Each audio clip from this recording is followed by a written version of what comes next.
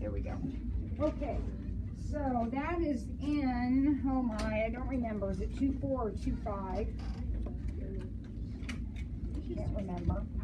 So this would be, yeah, this would be in section 2.4, and it would be a problem like 37, which says use synthetic division to show that this is a upper bound of the roots. So we're showing this one's an upper bound, and then problem 41 says show this is a lower bound. -1 is a lower bound, and it says use synthetic division. So I have set up the synthetic division. We all know how to do that. So set that up. Now, how do you do your proof is you have to look at what comes out of the division. So let's go ahead and do the synthetic division. Okay, now keep an eye on my arithmetic. I'm a little bit distracted here for some reason. I don't know. Discombobulated.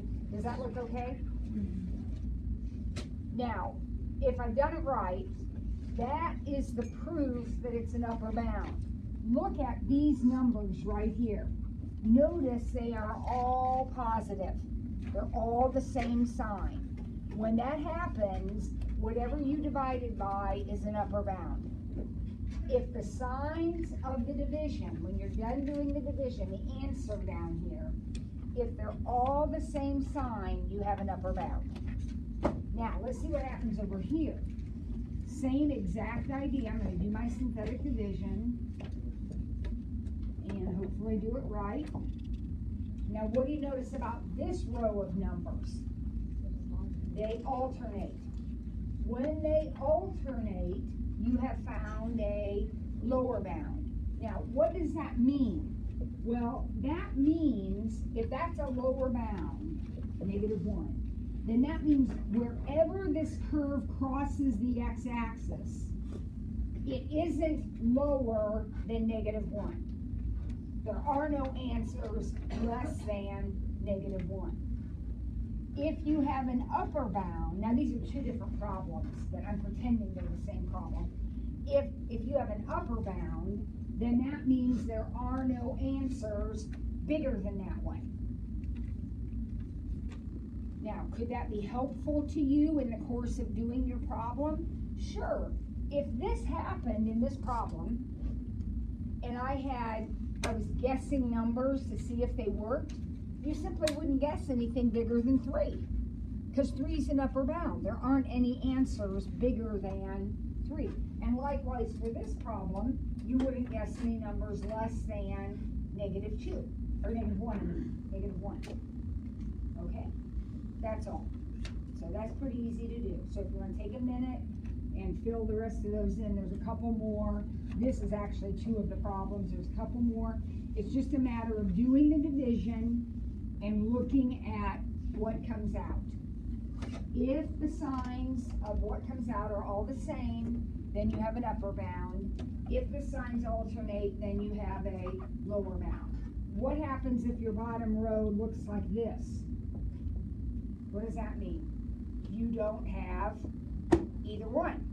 They're not the same and they don't alternate, so whatever you divided by is not an upper bound or a lower bound. Okay? Very simple concept, but we haven't talked about it yet. Okay. All right, so that's that. So get those finished up and turn in your homework. The other thing I want to practice one more time is Descartes' rule of signs to find the nature of the solutions. And do you remember when we do Descartes' rule of signs, we break down our solutions into 3 categories. Do you remember what those categories are? Number of positive real roots. I'll abbreviate. So positive reals, the number of negative reals, and the number of imaginaries.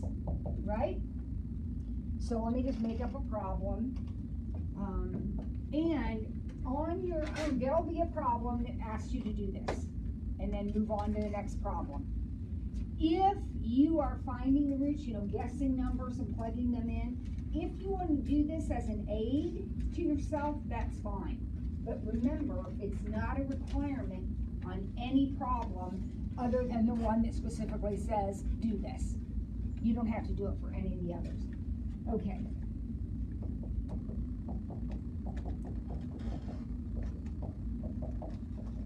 Okay, so here's my problem. How many roots does this problem have altogether? 17. So when it says, when the directions in the homework said how many complex roots, there are 17 of them. There are 17 answers to this question. Some of them are real and some of them are imaginary, but there's 17 altogether. All right, so do you remember what we do? We just go down the line and count the changes. So let's see, it looks like we have 1, 2, 3. So we don't write just 3 though. Remember, we count down by 2's. So it's 3 or 1. So there could be 3 positive real roots, there could be just 1. Will you count the first sign? This is positive, that's a positive 8. Yeah.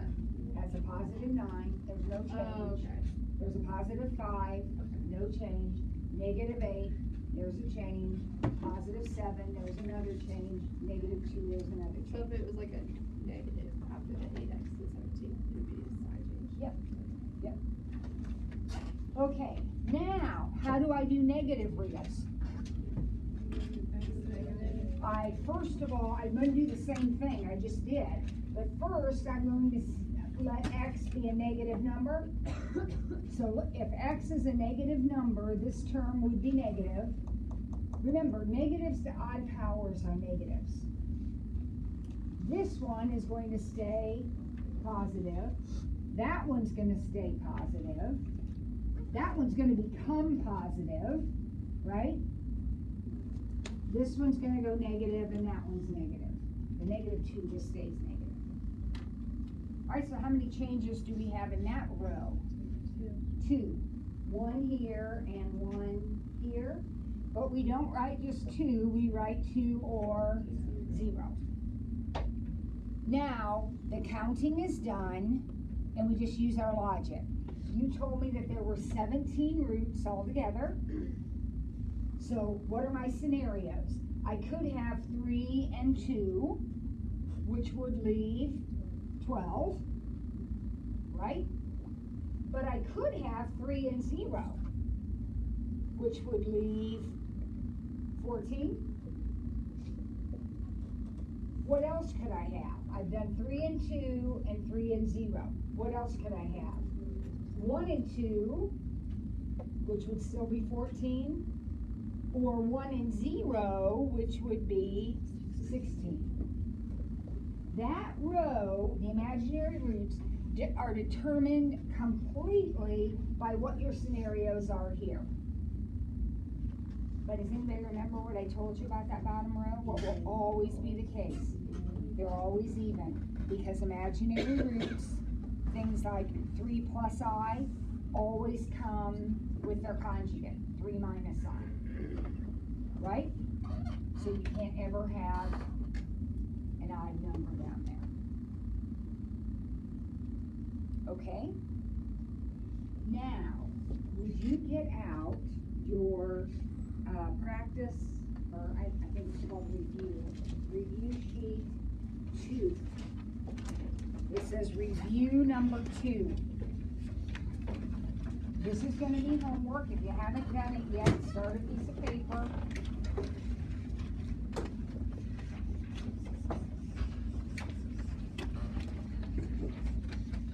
You've already started it, that's fine. Work along with us. You've already done it, make sure you got everything right. So we're on the sheet in your packet called Review Sheet 2. At the top, it literally says, Precal A 35 is the best, review number 2. If, like your test, is split up into 2 pieces, see the part that says no calc and then the part that says with calc. All right, so here we go. Let's get through as much as we can today. Write the equation of a polynomial whose roots include 3 and 5i. Right from the beginning, what do we know? We got another one, negative 5i. Remember, imaginary roots come in pairs, right? So you can't have 5i without negative 5i. Now, who remembers how we're going to write the equation? These are the answers. Now we're working backwards. What's the equation that gave me those answers? I start by writing the factors. So the factor that gave me this answer would be x minus 3. And the factor that gave me this answer would be x minus 5i and x plus 5i. So if you have the answers, the first thing you do is build the factors. And now, what are we going to do? Patty, you want to put that away? Or bring it up here? So what do we do? What do we do now? We start multiplying it out. Multiplication, the order you do it doesn't matter, it's commutative, but I think it's easier to start here because anything with i's is going to involve conjugates and stuff's going to cancel out. So I'm going to go ahead and FOIL these two together first. And when I FOIL those together, notice these cancel, stuff always cancels. And what about negative 25i squared? Plus 25, because I squared is negative 1. Don't forget, you still have to multiply by the x minus 3. So x cubed minus 3x squared plus 25x minus 75. And that is your polynomial function. Make sure you make it an equation. So I set mine equal to f of x. You could set it equal to y. You could even set it equal to 0. But set it equal to something. Any question about that? Number 2.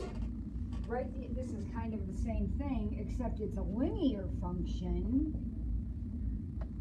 And we know f of 1 is 3 and f of 3 is negative 1. What's going on here? 2 points. This is 1 comma 3 and 3 comma negative 1. It said linear function, which means a line, which means y equals mx plus b, right? So what do we need? Slope. Slope is going to be negative 1 minus 3 over 3 minus 1. Negative 2. Do you agree with that?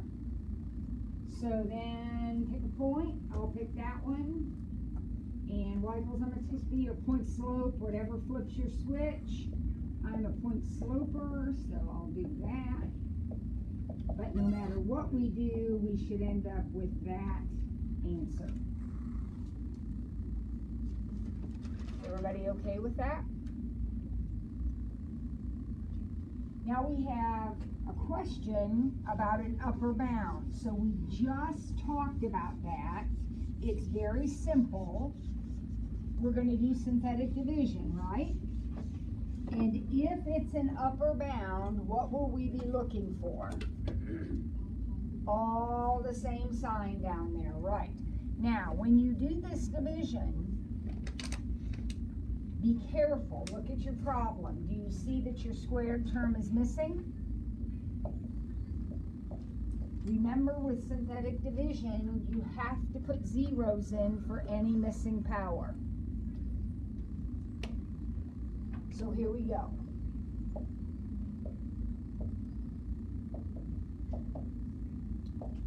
What's your answer to the question that was asked? Yes. How are you going to explain that? I did the division, and every number in the quotient row, this is the quotient down here, every number in the quotient row is positive. That means I have an upper bound. Let's suppose the question said lower bound. Then what would you be looking for? In the quotient row, alternating signs. Clearly this is not a lower bound, right?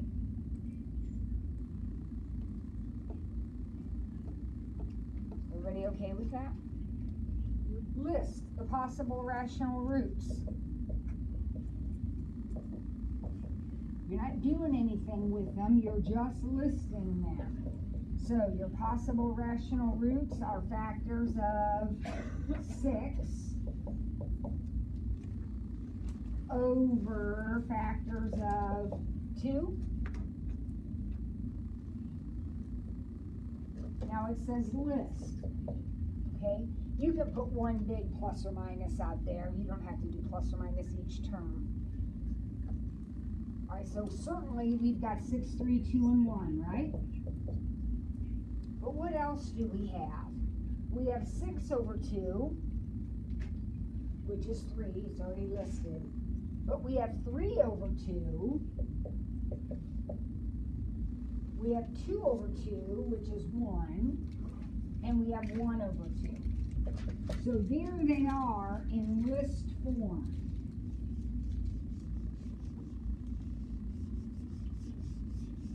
Anybody have a question about that? Factors of 6 over factors of 2.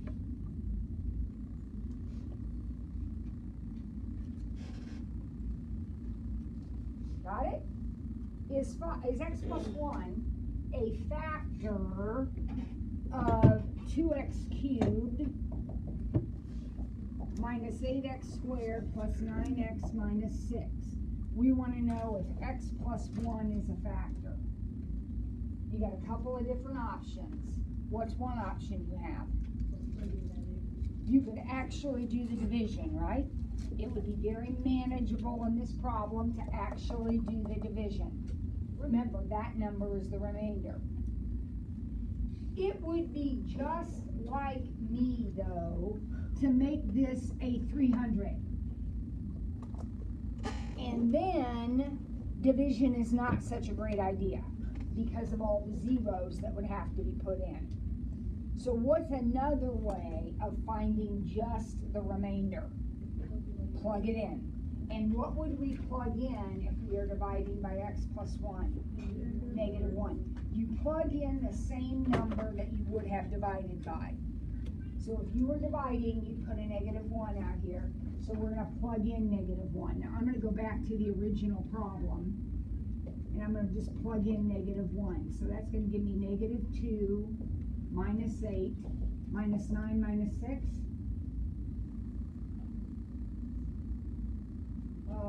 So what did I get? Negative 10, negative 25.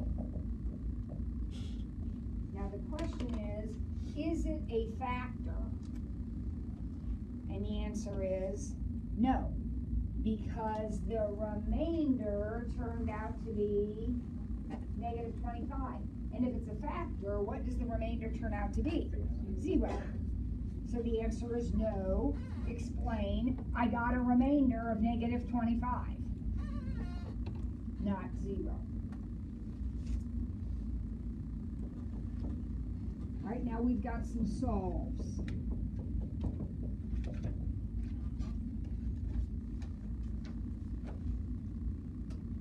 All right, solve this one. Okay, great. Look at it. What do you think? You can group it. If it groups, do that. It's so fast and easy. So I can take an x squared out of the first 2 and a negative 4 out of the second 2. And if grouping is going to work, then you will have a common factor, right?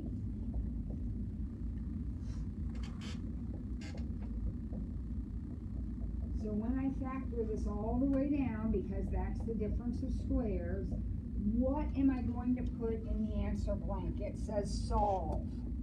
So what are the answers? X equals -3, -2, and 2. And we're done.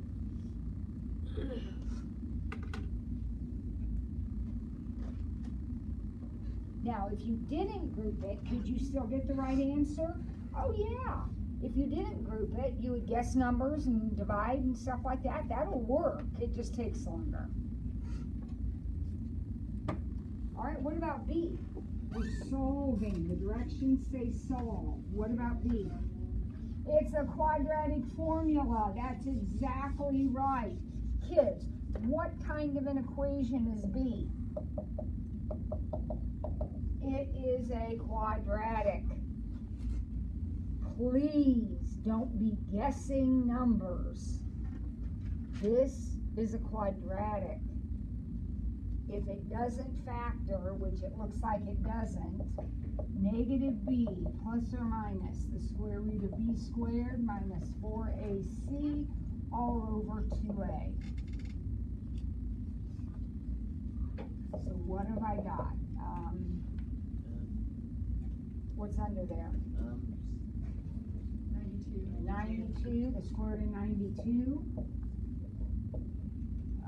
92 divisible by 4 by any chance? Yep. So -8 plus or minus 2 root 23, because 4 goes into 92 23 times, if I did that right. Am I done?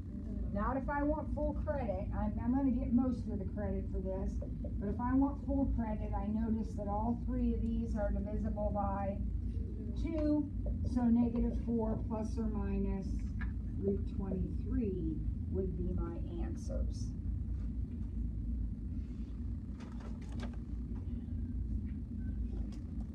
Okay. You don't miss 4 to come unglued. Thank you. All right, and finally C. What are you going to do with C?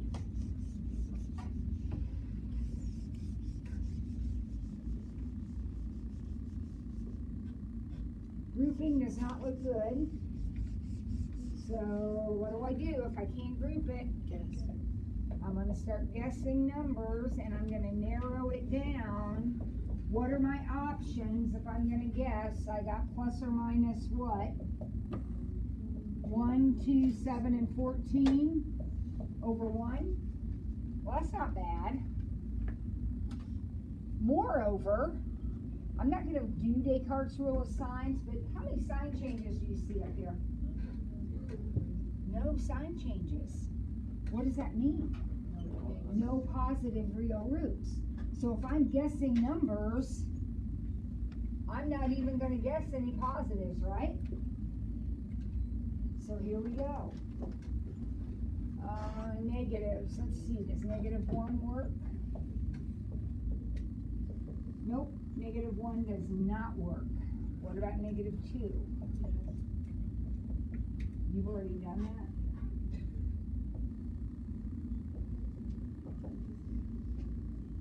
Yep, you're right. There it is. -2 works. So what do I do? Synthetic division, dividing out the -2.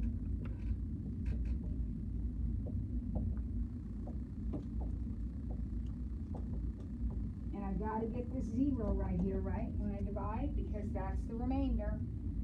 And if I have decided that -2 is a root, what do I have to do? Now, what's next? Okay, so what's left is not good. X squared plus x plus 7. So what am I going to do with that? The quadratic formula. Here we go. -b plus or minus the square root of b squared minus 4ac. Uh-oh.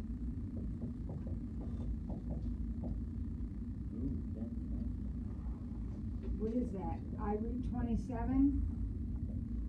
that right? Negative 27? So negative 1 plus or minus 3i root 3 over 2, nothing cancels.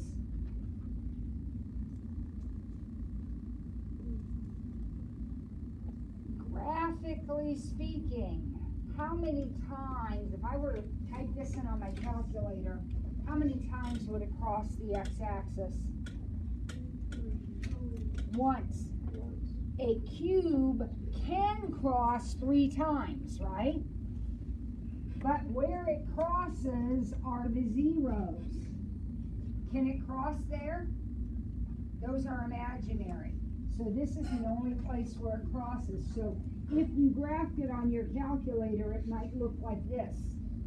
It doesn't dip down far enough to cross again. Okay? We call these 3 numbers, these 2 and this one, they're the zeros of the function. But as far as being true x-intercepts, that's the only one. Those aren't x-intercepts. They give me 0, but they're not plottable because they're imaginary. Oh, number 7. Here's my tricky problem. Find the remainder. All you want is the remainder. This is exactly the same question as saying, is it a factor? Because if the question is it a factor, what you really want to know is what's the remainder, right? Okay, so what do? It's 2x to the 50th. I am not going to divide. I do not have enough time to divide. So I'm going to divide. I'm not going to divide. I'm going to plug in 1 because I'm dividing by x minus 1. So I'll plug in 1. Is it a factor? Or what is the remainder? I mean, what's the remainder? 7? Everybody okay with that? Would you flip over x minus 1? You don't have to. You can if you want. Would you count? So, no, I wouldn't care one way or the other. So what that means is x minus 1 is not a factor, right? But the question was, what's the remainder? If you just say 7, you're good to go. Now we're going to sketch. And when we sketch, we start with the x-intercepts, which are where? What are the x-intercepts? Negative 1, 3, and negative 5.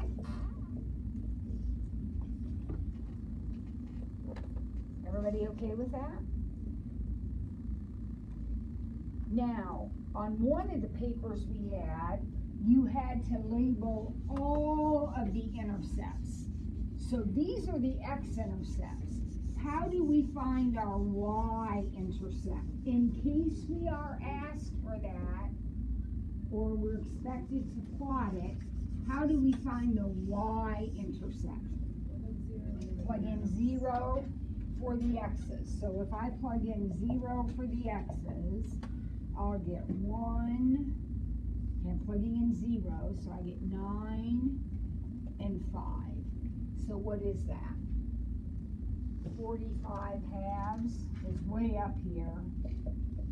22 and a half. That's my y-intercept. Okay, now I'm ready to draw it. All right, now keep in mind, what's the degree of the polynomial? If you FOILed it all out, what would be its degree? 4. That's even. What do we know about evens? Start up, end up. So we're going to start up here, and we're going to come down and grab this point. Now, sometimes we go through, sometimes we bounce off. What's happening at negative 5? We're going through. Coming down, grabbing this point. What happens when we get to this point? Goes through again. Goes up, hits that one. Don't worry about that. Just go through that point. At some point, turn around and come down. What do you do when you hit that one? Turn right around and go back up. There is your rough sketch.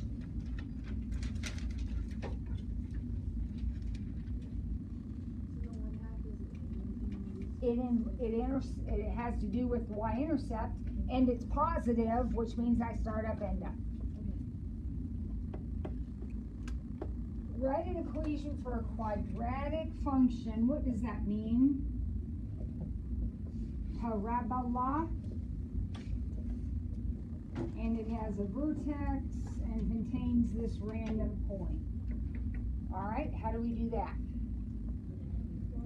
We're going to put it in vertex form. We know what the vertex form of a parabola is. The vertex form of a parabola is something like this, right? That's a random example. That's not this equation. But this is the vertex form. So knowing the vertex, I can do this part of the problem. Would everybody agree with that? With a vertex of -2, 1, that means I back up 2, up 1. What's the only thing I don't know then? What this coefficient is. So I'll call it n for the time being. And I'll plug in this point, right? Which is the point where y is 6 and x is 4. So I have 6 equal to what? 36 and plus 1. Please don't add those together. They don't add. Subtract the 1. Subtract 1. And divide by 36. So your answer is right here.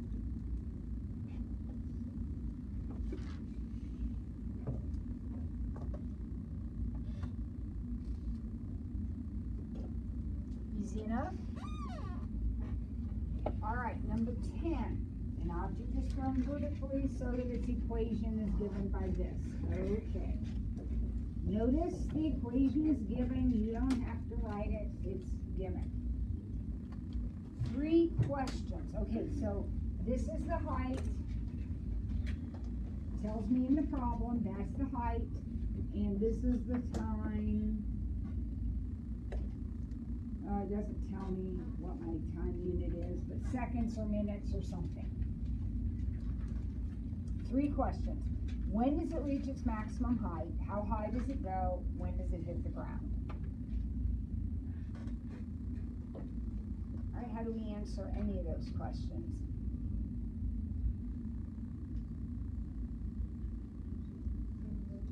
Find the vertex. And why in the world would I want to find the vertex?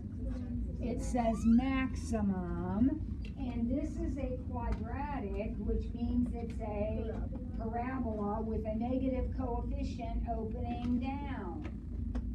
Maximum means vertex. So -b over 2a, that equation's backwards as it often is, so be careful. But -b over 2a would be, what is that, 5/2? Now my variable is t, so that's, usually it's x equals -b over 2a, now it's t equals. So what does that 5/2 represent? What is that? No, it's not the slope. What is it, what? That's not as high as it goes. Well, that's 5/2 seconds, or 5/2 minutes, or 5/2 whatever. That's when it reaches its highest point, right? The t is the time, so you got 5/2 seconds, let's say. When does it reach its highest point? After 5/2 seconds. Now, how high does it go? Now we'll take that 5/2 and do what with it? Plug it in. If you find s of 5/2, that will tell you how high it goes. So that is 100. So it goes, I don't know what the unit is, I'll say 50 feet above the ground, 50 miles, 50 meters, whatever that time or distance unit was. So I didn't put any units in there, so we'll say 5/2 seconds, and after 5/2 seconds, it's 50 feet above the ground. All right, so that takes care of questions A and B. When does the ball hit the ground? Remember, this is its equation. When does the ball hit the ground? What would you do to answer that? Equal to 0. Set it equal to 0. If the ball is on the ground, its height variable is 0. So 0 equals 40t minus 8t squared. How are you going to solve that? You could factor it. I think I'll factor it because that's quicker. But you could also use the quadratic formula, right? Because it is a quadratic equation. But I'm going to factor it, so I'll actually take out an 8t. And I'll be left with 5 minus t. So either 8t equals 0 or 5 minus t equals 0. So I get two answers to the problem. What does this represent? When the ball is thrown, times 0. What does this represent? When it lands, when it hits the ground. So the answer to the question would be 5 seconds, or minutes, or whatever unit we've got. The volume of a gas, I'm trying to get these no calculator ones done here before we have to go. The volume of a gas varies inversely with pressure. Stop right there. You should be able to set up a format. Volume varies inversely as pressure. Your choices are V equals Kp and V equals K over P. Those are the formats for the variations we've discussed. Which one is inversely? This one. So this is the one we're using. This would be the format if you varied directly. Write an equation for this relationship, right there. That's the equation for the relationship. Find the constant of variation, that would be K, when the volume is 100 and the pressure is 10. What's K? 1,000? That is easy. Now, number 12. Now we start the calculator part. Connor forgot 2 apostrophes, so his wonderfully kind teacher only deducted 12 points. On another assignment, he forgot 3, so he lost 38. No. Okay. Using the cubic regression feature of your calculator, write an equation describing the relationship between the number of missing apostrophes and the number of points lost. Then find out how many points it will lose for this 5 apostrophes. What's our strategy? What have we been given in the problem? Some worded pairs, haven't we? So 2 goes with 12, 3 goes with 38, 4 goes with 82, 7 goes with 382.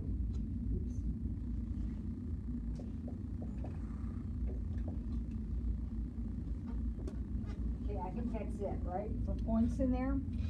So now what do? We go to our calculator, and where do we put these numbers?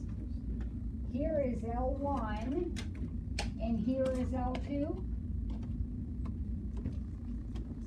Right? So in stat edit, we're putting in L1, that's the x's, and L2, that's the y's. Now you don't have to graph this because the problem tells you you're going to use which regression? Cubic. You're not deciding what shape this is. You are told use cubic regression. So once you get these points in, you're going to exit out, go back into stat, but choose the, I can't remember, is it called calc or math? calc, choose the calc option in your stat menu, and then go down the list, and there will be, one of them will say cubic regression, or cubic. You know what I'm talking about? And then when you press enter, you know, or some of you have to click down a little bit, but when you do what you need to do, you're gonna get an equation. And the equation is gonna be some cubic equation. I'm making this up, I have no idea, okay? So that will be your equation. Then it says, how many points will he lose if he forgets 5?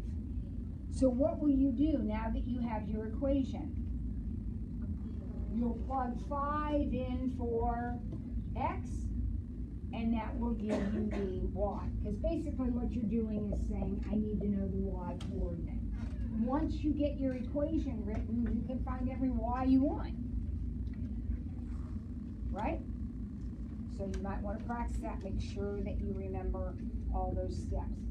Okay, so tomorrow we will pick up with 13. Did I see you guys on Friday? No. Okay, so remind me tomorrow, we need to talk about the essay. We have an essay, and I want to give you the directives for tomorrow. Okay, remind me. Okay. Okay? All right, have a great day, peeps. That's 0. Anytime it comes up, something times 10 to the negative 10, it's the same as 0.